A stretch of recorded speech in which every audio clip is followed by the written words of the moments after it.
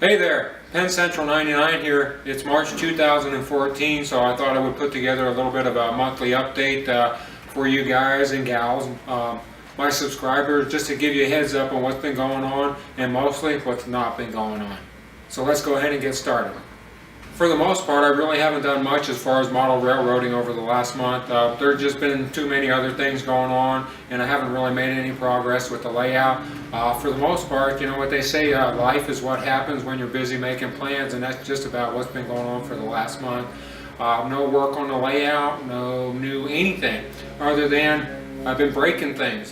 For some reason, I've just had some issues with DCC and sound decoders over the past month, and that's just the way it is. So let me go ahead and show you what's been going on with that.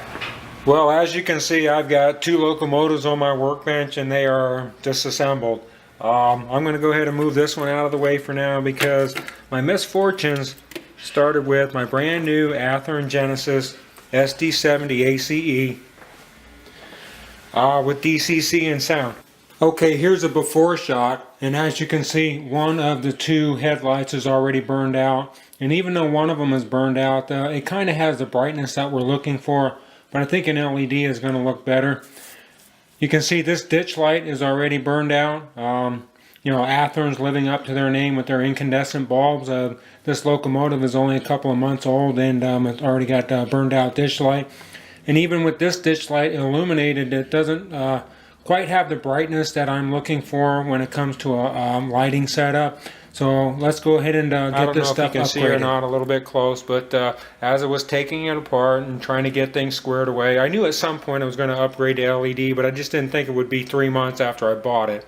I broke off one of the ditch lights, which is no big deal. I can get that back on. So what I did is while I had it apart, I upgraded it, the headlights to LEDs, and I'm going to go ahead and hook up the 9-volt battery just to give you an idea of where I am on this, to show you what they look like. Okay, just using a 9-volt battery, I've got some power to the LEDs, and you can see here what it looks like. I think it looks pretty good, but this is how far along I am. I haven't been really in a hurry because I know it's going to take some time, plus I want to do it right the first time so I didn't have to put it back. The other issue is these hyper bright LED lights that I bought not too long ago have a blue tint to them, or they emit like a blue color to them, and they didn't look quite right or even came close to matching what the headlight assembly looked like. So I ordered some warm white lights off of the internet. Hopefully in a couple of days they'll show up and I can get this put back together. The other thing, while I've had this apart, I've been cleaning up Athearn's wiring connections underneath here. Instead of using these little plastic tabs to hold the wires on, and I think most of you, anybody that has an Athearn, is pretty familiar with these little plastic tabs to hold the wires on.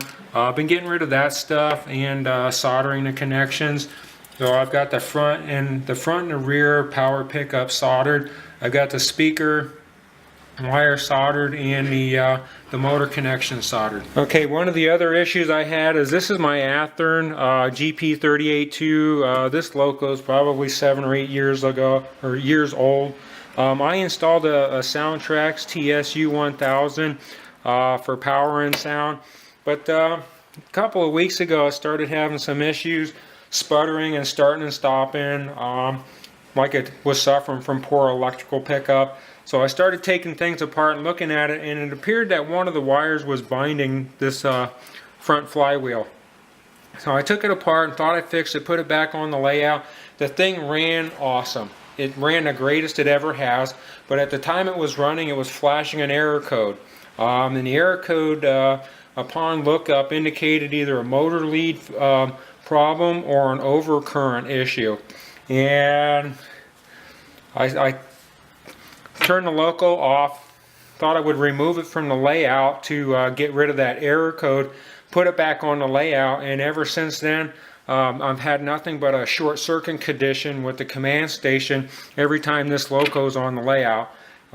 It doesn't I don't get that short with any other loco, but this one created a short circuit condition. So took things apart, I talked to Soundtrax, we did some troubleshooting and narrowed it down, and basically I fried the decoder. You know, the first one I fried, and that's just the way it goes. I did a continuity check, because you know Athearn uses their positive power pickup from the trucks and their negative power pickup from the frame. And on the continuity check, I did not have a short circuit condition. When I attached the wires from the layout to here, there was no short circuit, but when I attached the wires directly to the power pickup for the decoder, I had a short condition. So basically this thing's gutted. All I've got left is the lights and the speaker. I've already sent the decoder back to Soundtrax for either repair or replacement. Should get that back in a couple of days.